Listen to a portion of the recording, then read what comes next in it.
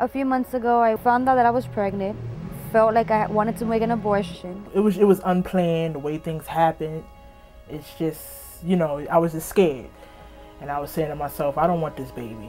I'm not ready, the way things happen. A lot of stuff was going through my mind all at once. Like, who's going to help me with it? So I'm explaining to them basically that my mom is the one who wants me to do this. I don't really want to do it. I don't feel comfortable with it. So one day I was going to go to the abortion clinic. And when I was on my way over there, I was on a train ride and I was thinking, like, I'm going to get rid of this baby. I don't want this baby. I was going through a lot at the time. I was sad a lot. It was just so much on my mind. And I went to Dr. Emily's abortion clinic in the South Bronx. They left me waiting for hours outside, telling me that they had lost my paperwork, telling me that it was the best decision I will make not to bring another child into this life.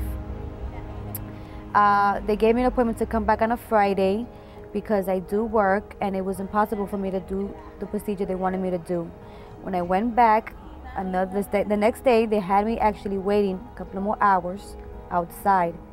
When I went outside to get a couple of fresh air, I met a young lady who actually asked me if I wanted a free sonogram to see if everything was okay with my child and maybe change my mind. There's some people about to go in, but they're not sure they want to go in. So the lady comes out, she starts like, oh, they should stop harassing you or whatever. And I'm like, they're not harassing me, they're just talking to me. Like the lady's like, okay, I'm gonna call the cops or whatever. Like in my head it's like, okay, you're gonna call the cops on people who are just talking. They're not harassing me, they're not yelling at me like, no, don't do it. I mean, I've seen shows where people picket around. They're just talking to me. They're not picketing around talking about don't get an abortion. They're just asking me a question. And like I felt more comfortable with you, just talking to me nicely than the lady just wanting me to come in. Like when she stopped me, I was like, all right, I'm not going to do it. Then I had went around a corner from the abortion place.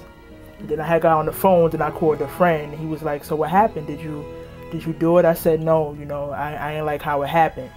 But then I got off the phone, then I said, you know what, nah, I'm not keeping this baby. So I went right back to the clinic, to the abortion clinic. I said, nah, I don't want this baby. But then I seen her again. She stopped me for the second time. She stopped me twice, actually. The last time, and she was like, no, don't get rid of your baby. No, please, don't get rid of your baby. And she had took me around the corner because they had like this truck, and they had an ultrasound in it. And when I went inside the truck, they gave me an ultrasound, and then I just seen the machine, the monitor, and I just seen like my son, so little.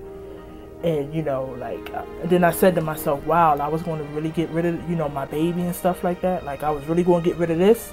Heard the heartbeat, saw it move. I felt very emotional towards my child. And once I found out the sex of the baby, I said, you know what, I'm gonna have it. I'm grateful for what they've done for me. I'm grateful for them stopping me from making a terrible mistake in my life. I'm very grateful. It's like, it's beyond words can't even explain, because I have a beautiful boy here today. The bus were a big part of my decision to actually have my daughter. Like if I would have gotten an abortion, I would think about it every day. Like, why did I do it? And I would probably be regretting it every day, and it would be a big strain on me.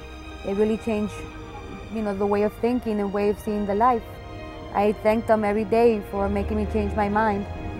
And I'm very grateful that I'm having a baby girl.